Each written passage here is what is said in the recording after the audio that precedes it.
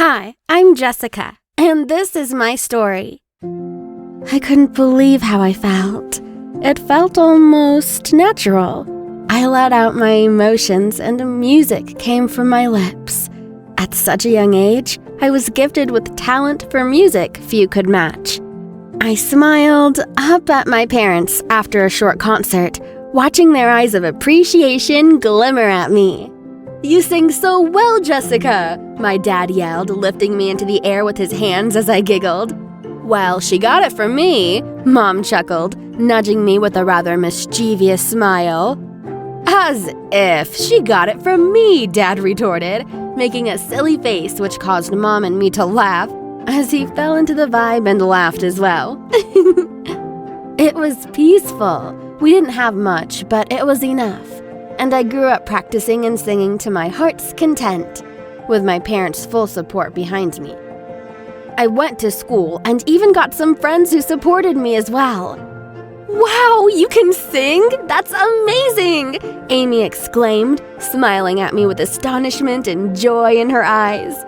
"That's my best friend for ya," Catherine replied, causing all of us to giggle. Things were simple, but things didn't continue that way. I was on my way home after singing for Catherine's event in school. Everyone was happy to watch me sing. I even played the guitar, which was something that I was learning and was really proud of. As I got home, I saw sirens blare and the house in shambles. I hurried past crowds of people watching the scene, only to find the house had been burnt down and my parents were gone. I was distraught and lost my parents in such a tragic turn of events that I couldn't even process it at all. In my confusion, my Uncle Gabe came to pick me up, the only family I had left. "I'll take care of you," Gabe said, a kind smile on his face, though it seemed later on that he was lying about the whole thing. Uncle Gabe took me in and let me live in his apartment. Ugh, it was a mess. Alcohol bottles everywhere, boxes of old pizzas stacked together with junk food bags and cans of soda. The sofa itself looked like a landfill with its own habitat hidden beneath the cushions. Why is your place like this?"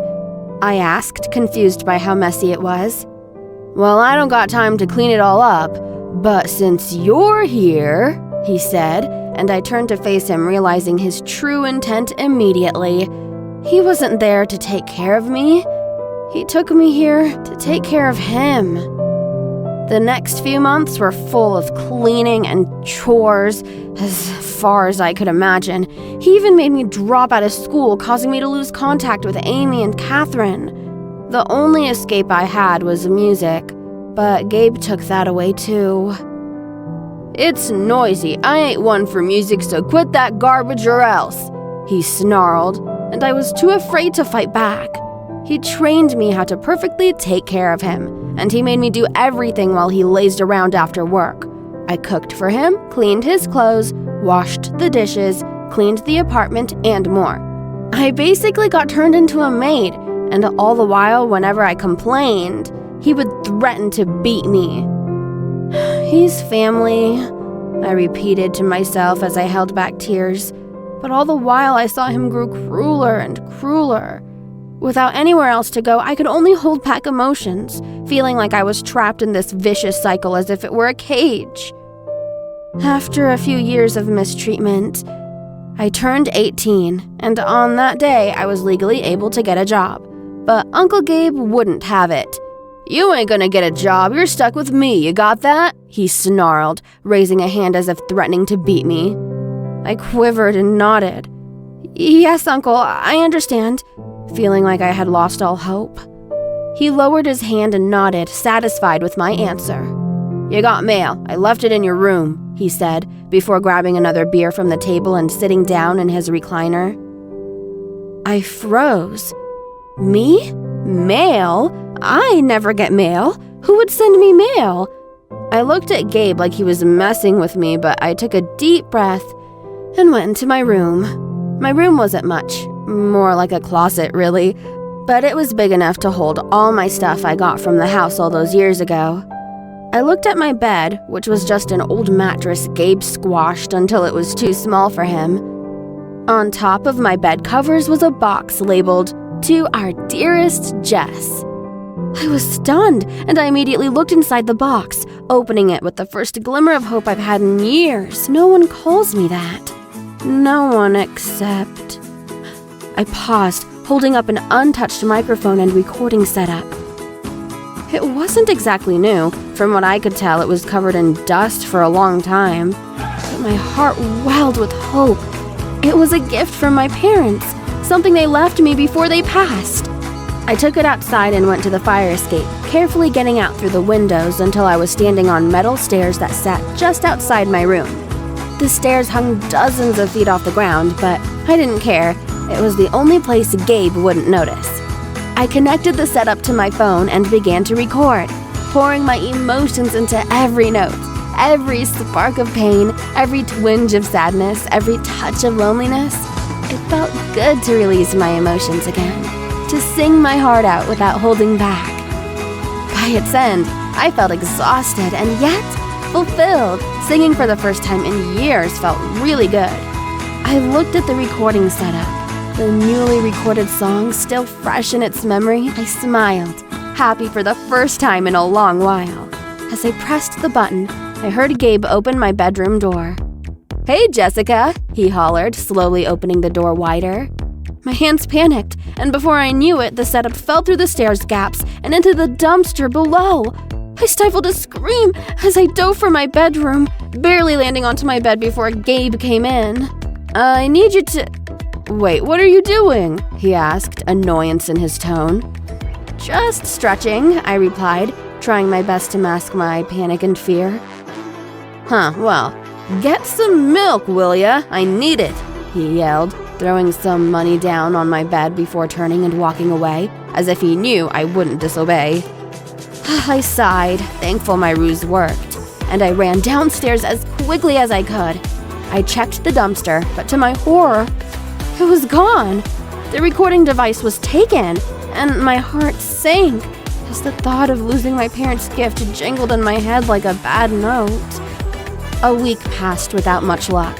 I searched everywhere, but I couldn't find it. As I felt despair sink in, I heard my song playing on my way back to the apartment. People were listening to it and talking about it. "Did you hear? This mystery singer's going viral." "I know, right? I want to hear more of their songs. Oh, she has such passion and emotion." I couldn't help but leap in joy. Someone heard my music, and they loved it. I raced back home to tell my parents, only to stop at the door, realizing, oh yeah, they're gone. As my heart dropped like a sack of rocks, the door opened and Gabe looked really mad. "You sang again, and I told you not to! I hate it when you sing. I hate music!" He raised his hand to me and I felt my body tense up, but instead of standing there, I ducked, narrowly evading his hand as it came down to strike me. My body decided on its own and bolted out of the apartment, Gabe yelling angrily behind me as he gave chase. It wasn't hard to lose Gabe in the city. He wasn't exactly the most athletic guy, so I hid in the side street, hiding behind a pile of garbage bags, and I sobbed, feeling my body cave in as the reality of my situation truly burned itself into me. In that moment, I could only do one thing, my only escape, and so I closed my eyes, and I began to sing. I drew out my emotions, my longing for my parents, my desire to be free, my fears of being hurt and left alone again, inspiring every word with pain and loss.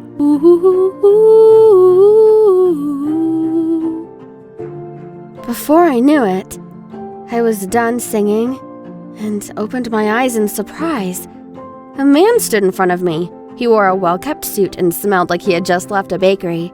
He beamed at me with great interest and offered me his hand. "My name's Gerwin. I couldn't help but overhear you. And may I say you've got quite the singing voice. You're exactly what we are looking for. Mind following me? It's literally behind me," he said, nodding to me and gesturing me to follow him.